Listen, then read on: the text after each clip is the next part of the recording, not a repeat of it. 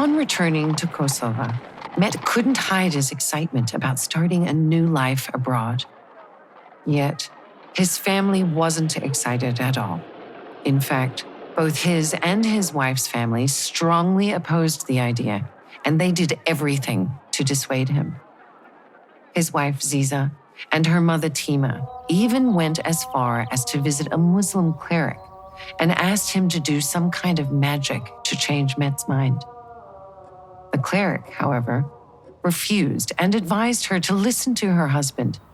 He told her that her faith and life will change for the better, and God will help her, and she shouldn't fight it.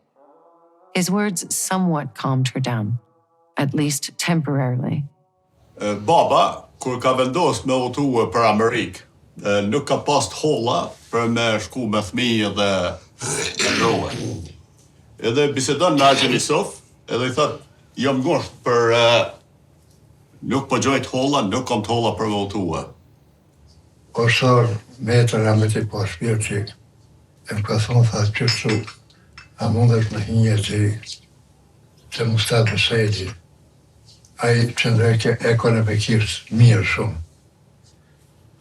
Edhe më ndihmu e diçka, më gjeti sa tolla. I thash po, mërë kismetën ku, po himë nuk kalova aty, ato kom dhëmbër. Jam shkuar te Mustafa, më thonë, Mustafa kësi, sojt, jam kam nevojë për disa tolla. A duar shumë, thëmë, një 3 misjese. Pekej, s'ka vanu heq, o shkuar, I ka gjetë, I ka martën të njën një ho, një dha, I kumpru, ja këmdhona si mec, me të po shpirti. Met finally had enough money to travel by train to Italy. In June 1969, the Bayraktari family said goodbye to their loved ones and friends. Ziza was incredibly mad at Met, and they were fighting even on their way to the bus stop. My mother was so mad at my father for leaving Kosovo that from Vranac, when we left, all the way to Athena, Italy, for like 4 days, I think, it was a travel, almost 4 days. She did not say a word to anybody or didn't even talk to my father. Like, she didn't say a word. At the bus stop, more family members came out, some to say goodbye, and some to try to persuade Met not to leave. Bashkë me babën e kemi përsir dhe rrugë baranit për shku për pej. Baba qante aq shumë, sa që s'më ke kush me marrë përse qa për fletë. Barë për një moment e ka hek kapuqin prej Zot Zotit, le me thmin, e shkoti me Zizën. Baba juj, Baba jam, Kadria, Kadri Barakari. I ka thonë bas met prej Zot Zotit, le me thmin, e ka hek kapuqin e rarë 2 gjujt në tokë. Ka qenë moment I vërtire. Moj mend baba na thot mu dhe Hajdarit, nisnu ju për para. Te në rrugë me marrë autobusin, nisnu ju për para, se nuk da I keton grumbull të nisem. Morëm autobusin te në pej, najtem pak, te një kushëri babë si ato ike, një ora 2 dhe ne murem trenin.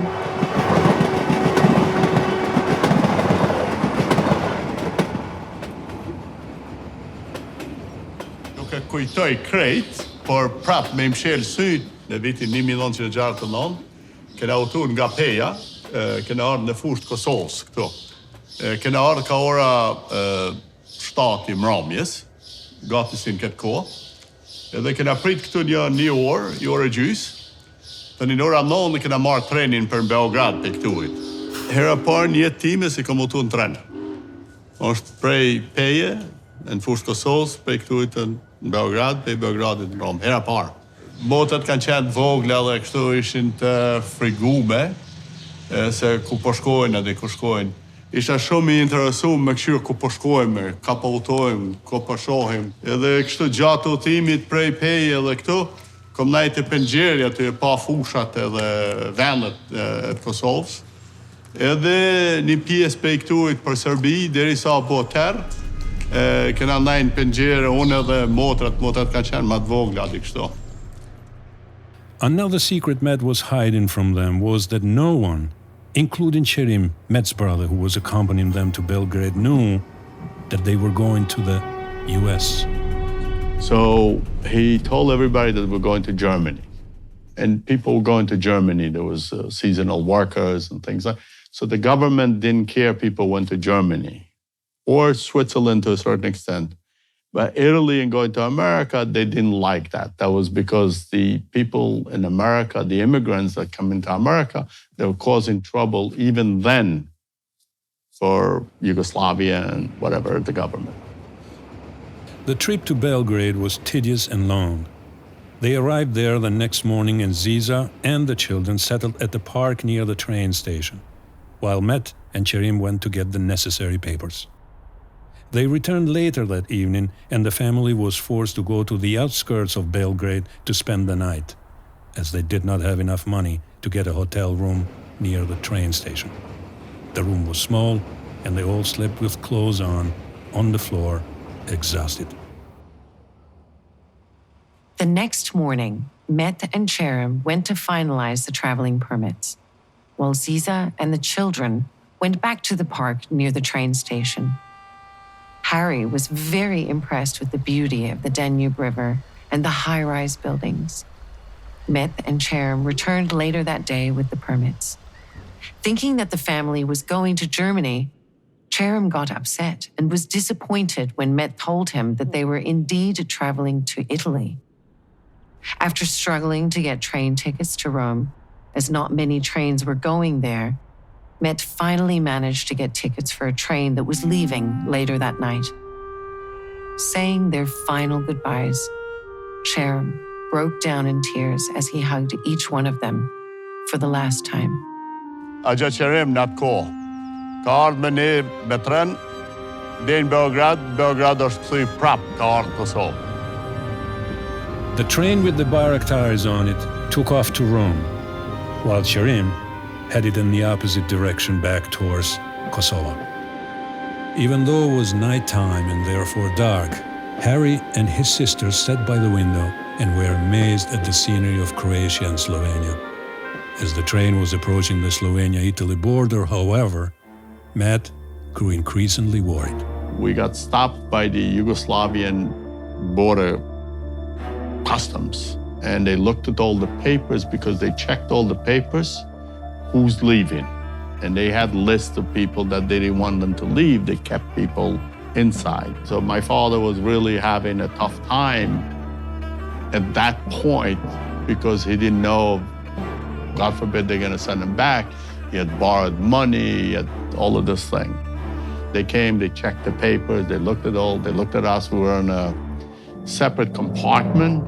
So they said, fine. They gave my dad the papers, train started moving, and my dad was still worried because that was one custom checkpoint. The next one is the Italian checkpoint. So the Italian custom guards, they stopped the train. So they came in like 2 or 3, I think, and maybe 2 custom in uniforms. You know, they looked at the paper, they looked not that much, but the whole ordeal was an hour, but not a place, but an hour, the whole thing. And so they stamped all the passports and they gave them back to my dad. And my dad said, you can see it that he was excited. So after they left and the train started moving, my dad couldn't stand still, you know, I got so excited, you know, this is over, you know, like 2 hours of tough time in the border. He says, thank God. He says, we're done. No more borders, nothing else. And he's saying this, and I'm looking, I went to school, so I remember as a kid seeing the maps. I said, no, Dad, I says, you're not correct. I said, you know, we have one more border to go. We have to pass borders to go to Germany. He says, no. He says, no more borders. We're done.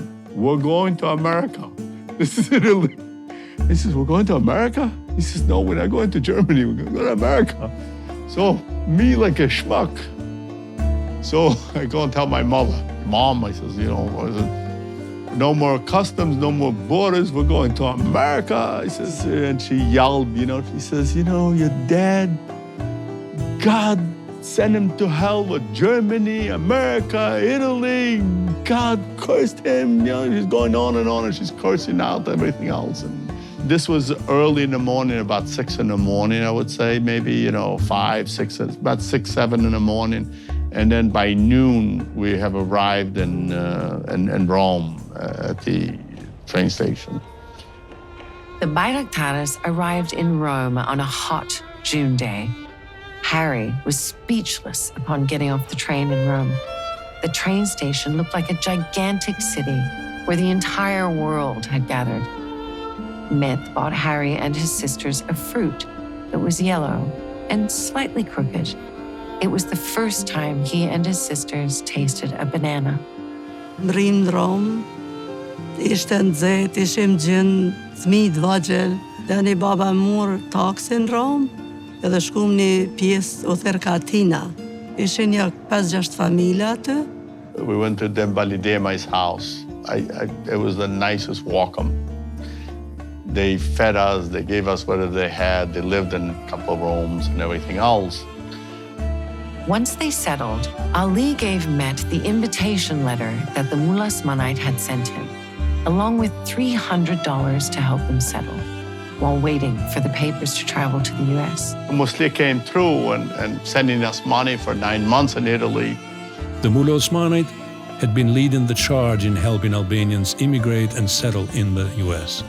At that time, they had already helped more than 30 Albanian families. The Mullah Osmanite family are, they Shtëpia Binakalis, the Binakalia was one of this famous chief justice that judged on the kanun that you were talking before. And he was one of the most brilliant people and most respectable people in northern Albania, in Kosovo. When he settled disputes and settled things, they were done. Their clan is Krasnich, Memphis. We are Krasnich. We come from 𝐫𝐭𝐤𝐥𝐸, which is the next town where they are from Bujaj, And so we're the same clan. Our family and their family for generations, we were Bayraktar, and they were Shtëpia Par, Binakalia Mitsokoli was his nephew. Musli and his family, Musli and his brothers and his cousins, they escaped Albania communism. Albania in 1949, I think, the end of 1949. They were in Kosovo, and they were a large family, San Mullah Osmani, Abedin Mullah Osmani. There were a bunch of them, Sami Mullah Osmani is still alive. Musliya Husseini, they're a wonderful family. They're a tradition, a patriot family. And we were very fortunate that we became close to them. And they really, Musliya, was good friends with my dad, and he helped. But even when my dad passed away, I became closer and closer with Musliya, sort of. I treated him almost like my dad, like I traveled to Kosovo, Albania, Washington. Everywhere I went, I took him with me, so we went together. So it was the nicest thing, So that's how the relationship, to this day, Musliya passed 3 years ago now, but we had a wonderful relation. They're a wonderful family. They're the most prominent family in the Albanian nation, Mullah Osmanite. Although life in Atina was relatively pleasant and easy, with nice, warm weather, Ziza could not overcome her anxiety and depression about leaving Kosovo. The constant and rapid changes she was going through took a toll on her. Nona nuk ka qenë mirë me shnet në Itali heq. Ka qenë shumë smooth. My mom had a nervous breakdown, I think, leaving Kosovo, and she was not feeling good. So after we got our own place, she just didn't feel good. We kept taking her to the doctor. She was in the hospital for a few days, like a week or 10 days in the hospital. She was not really feeling good at all. Tani nonën e mur ka qenë aja limuki të shtëpia ti, gruaja e tij e muronës dhe i tha Ziza, tha tona jem gratë burra, tona jem me fëmijë, edhe katë shka burri du të më shku gruaja me fëmijë, tha so. Në Amerikë, ndeti. To the Bayraktari's surprise, however, Ziza's brother 𝐫𝐭𝐤𝐥𝐥𝐢 showed up in Athena for an unexpected visit. Not knowing anything, Daya Halil, he comes. He had 2 sacks, this big. He brought food, sunjuk, mishterun, kos from Kosovo, all sorts of things. Today I don't know how he did it. He didn't read, he didn't speak Italian, he didn't write. He came, it was like the nicest visit that somebody came. I get very emotional when I think about it. It's just like,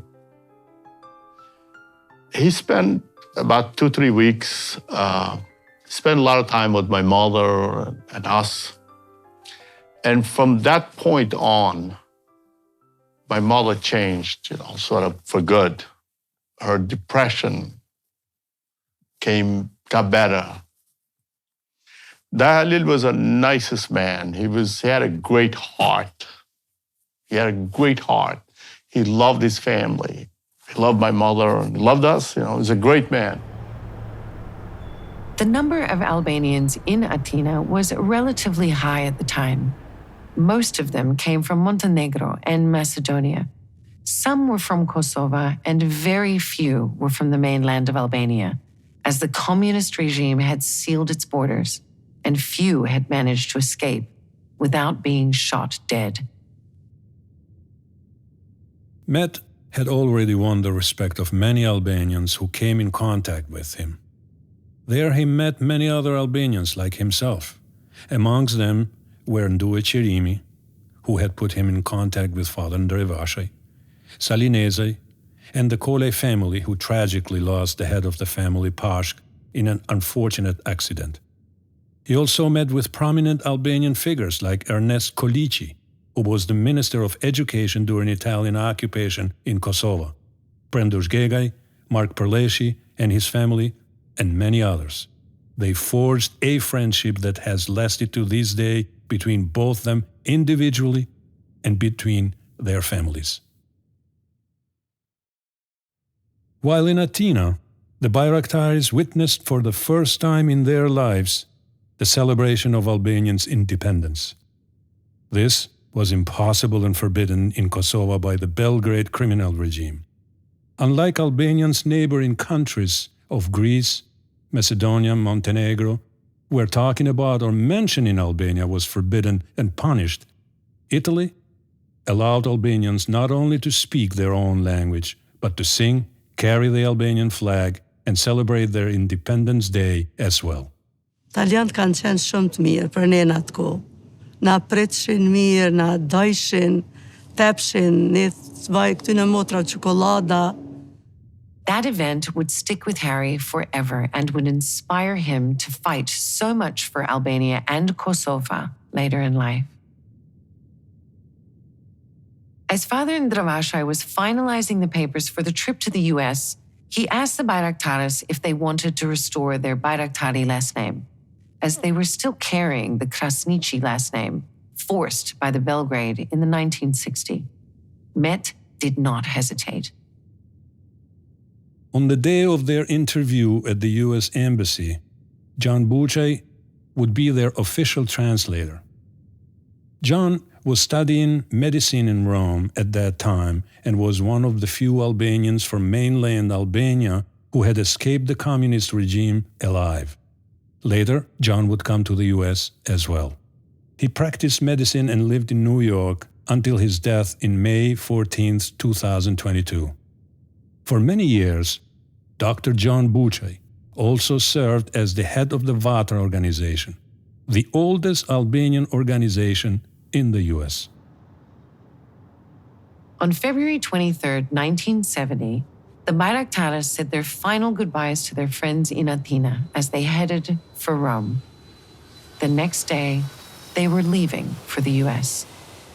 Coming from a violent place where the Bayraktaris had been mistreated and persecuted for all of their lives and also out of tradition, Met bought 2 handguns while in Italy to take with them to the US. Ziza hid both of them in her handbag inside a 4-pound coffee bag. As the plane was approaching New York, Met realized what a huge mistake it had been to take those guns. If they were caught, that would be reason enough not only to send them back to Europe, but to even put them in jail. Once the plane landed and they were approaching customs, a man in a Pan Am uniform approached and asked them if they were the Bayraktaris. Met, reasonably so, thought that the gentleman was a border officer to investigate them. He guided them through checkpoints and pass control. Met didn't know what was happening and was waiting to be face-to-face with the police. Suddenly, the Bayraktaris found themselves outside the airport. The gentleman who had helped them was sent by the Mullah Osmanite. His name was Dr. Fuat Muftia, a political immigrant from Shkodër, Albania, who had managed to escape the communist Albania and was employed by Pan Am. His father was Salim Muftia, the Grand Mufti of Shkodër. About 30 people, many from the Mullah Osmanite family, had come to the airport to welcome the Bayraktaris. They split in different cars and headed to the Bronx. The trip through the Triborough Bridge, from which you could see Manhattan, left a jaw-dropping impression on the newcomers, especially Harry. They arrived in the Bronx on Creston Avenue, just as the sun had disappeared for the day. Atë kur erdhëm tonë Kennedy, na pritën ta familja Mulosmona, na pritën shumë mirë. Kishin dalë, nuk e di sa vetë, me na pritën, na çunën në shtëpi vet, kishin përgatitur darkë shumë të mirë. Ishim 6 vetë, nuk ish kallaj, plot ta malsort, ishin përmallshëm për gjend, plot sobat nat ka qenë gjend. Unë nuk e njeh ashta Hajdari ma, tash i man, edhe najtëm 2 javë aty te ta, cila nuk ka qenë kallaj. One of the guests there was Mehmet Agra Shkoci, who had fled Kosovo in 1948. Mehmet Aga had been fighting the Montenegrins and Serbs barbarians for all his life until he left Kosovo. In the 1970s, the Bronx was a preferred place for Albanian immigrants to settle. Most of them settled in and around the famous Arthur Avenue.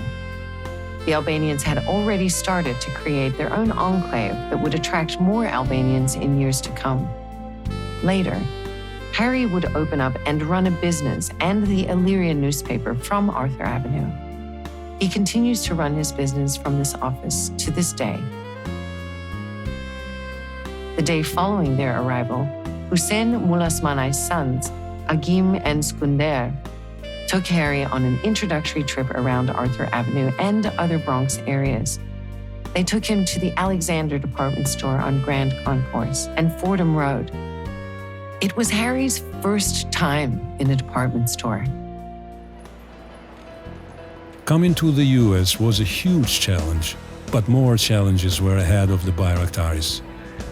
The next step for Met was to find a job, but he neither spoke nor understood English. So there weren't that many job choices. But Muslimul Osmanai, once again, was able to help. This is where my dad, in March of 1970, got his first job as a porter in this building. And that's where he started first work. The boss that ran the building as a superintendent, his name was 𝐫𝐭𝐤𝐥𝐤𝐸 𝐫𝐿. He was an Albanian from Ëndërra, and I would take trips with him on a bus just to see where he worked. He worked here for about 3 years, and his first start working in the United States. That same day, the Bayraktaris found an apartment at 1735 2nd Avenue in Manhattan. Red building, top floor, silver air conditioned. That's where we lived. We lived on the top floor for almost 3 years. We paid $100 a month, and we had to take care of the building. The building was owned by 2 Albanians, 𝐫𝐭𝐤𝐥𝐢𝐯𝐞 edhe 𝐫𝐭𝐤𝐸 𝐫𝐿. Këtu ja kem nis, familja jon, in December